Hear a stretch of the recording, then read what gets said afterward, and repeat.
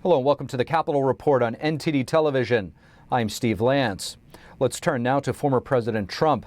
It's been a week of legal highs and lows for the former president, from a victory in the special master case to a recent development in a case against Hillary Clinton. On Friday, a federal judge dismissed Trump's case against Hillary Clinton and others. Judge Donald Middlebrooks said in a 65-page decision that the claims presented in the amended complaint are not warranted under existing law. Also on Friday, the Trump legal team and the Justice Department are expected to submit their lists of special master candidates. Monday, Trump-appointed Judge Eileen Cannon granted Trump's request for a special master to review documents seized in the Mar-a-Lago raid. But on Thursday, the Justice Department put Cannon on notice that it plans to appeal that decision. Meanwhile, former Trump aide Steve Bannon said on the Charlie Kirk Show that the FBI yesterday raided at least 35 Trump allies' homes.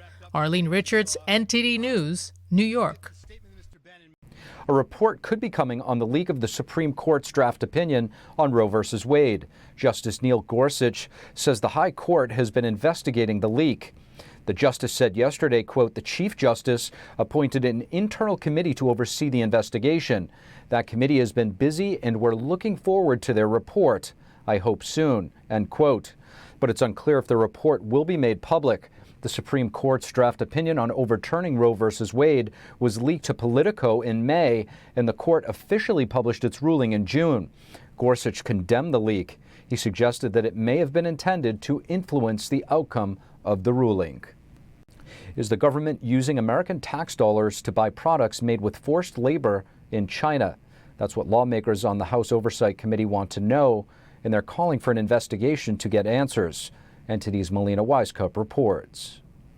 18 lawmakers on the House Oversight Committee are asking the Department of Homeland Security's Inspector General to launch an immediate investigation into whether tax dollars are being used to buy solar panels made in China, describing the country as an adversary with a record of human rights abuses and slave labor.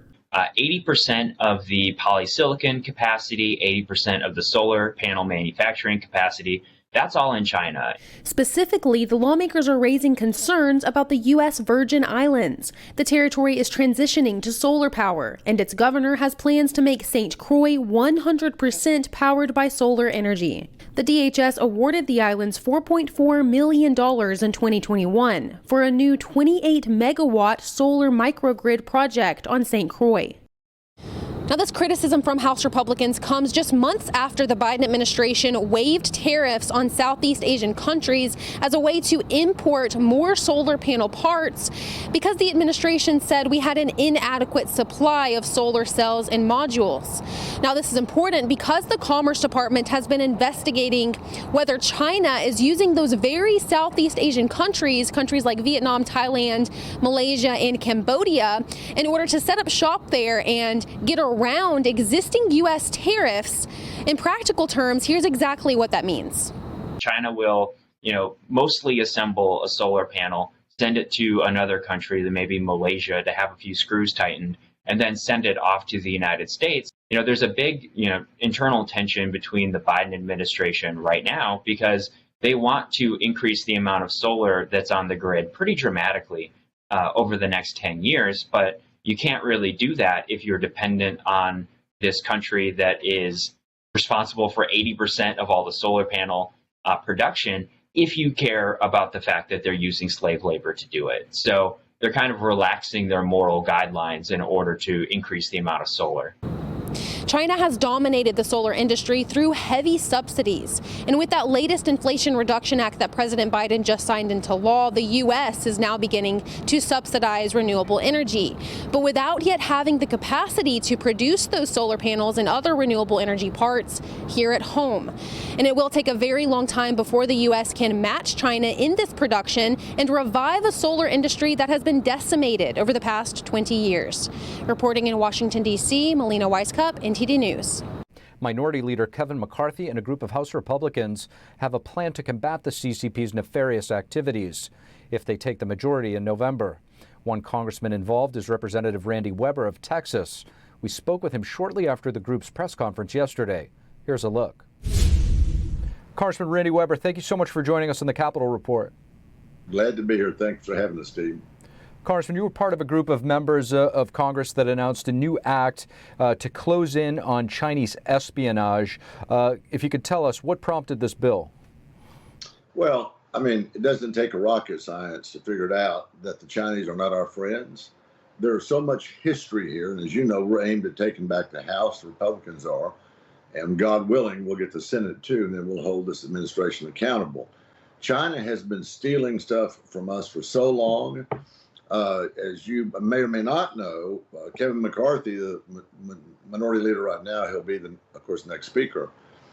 He went to Nancy Pelosi a couple of years ago and said, look, we ought to form a China task force, bipartisan, both, Democrats and Republicans, and we ought to get to the bottom of some of this stuff. As you know, Trump closed down the Chinese consulate here in Houston, Chinese consulate here in Houston. I live in Friendswood, South Houston, about 20 miles.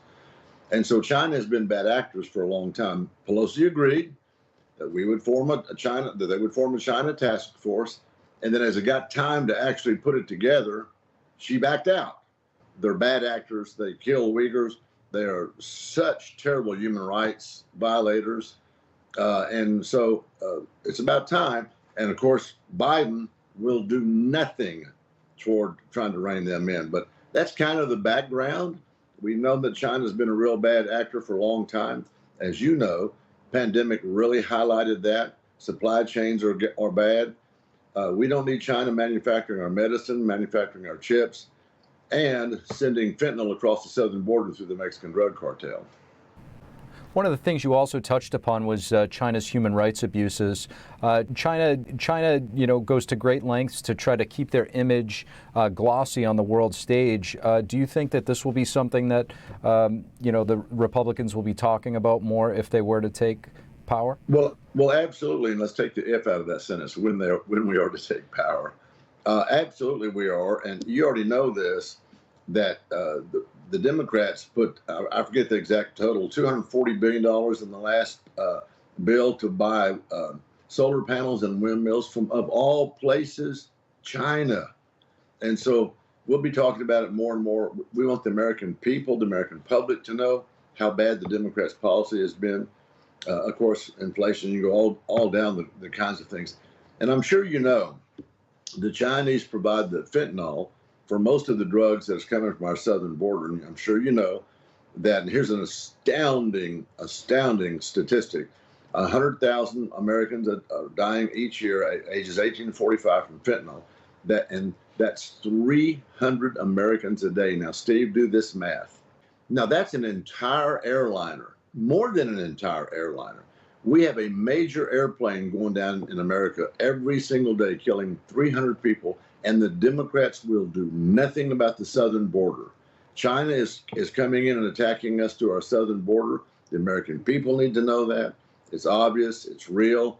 They are now in bed with the Mexican drug cartel. And so, do you remember Juan Chapo, who was the Mexican heroin king? They finally caught him. China is the heroin and the drug war, and even their best ally, our worst nightmare, our worst enemy, sending fentanyl in to kill our people from 1845. They've got to be reined in. All of this has to stop, and the border will be part of that legislation, by the way. Congressman Randy Weber, thank you so much. Yeah, thank you, Steve. Dr. Anthony Fauci, the White House medical advisor, defending the FDA's decision to authorize COVID-19 vaccine boosters without doing any clinical trials on human beings. Here's what he said on Canadian State Broadcasting Network, CBC News, earlier this week. It hasn't been proven in a clinical trial because we don't have time to do a clinical trial, because we need to get the vaccine out now, because we have such a situation throughout the world, and certainly in the United States. We're having 400 deaths per day. The FDA on August 31st authorized updated boosters by Pfizer and Moderna. The CDC recommends the boosters to all Americans aged 12 and above. Pfizer and Moderna presented data from testing done on mice. There is no human data available. Thank you for watching the Capitol Report. If you want to see our full broadcast, check us out at epochtv.com.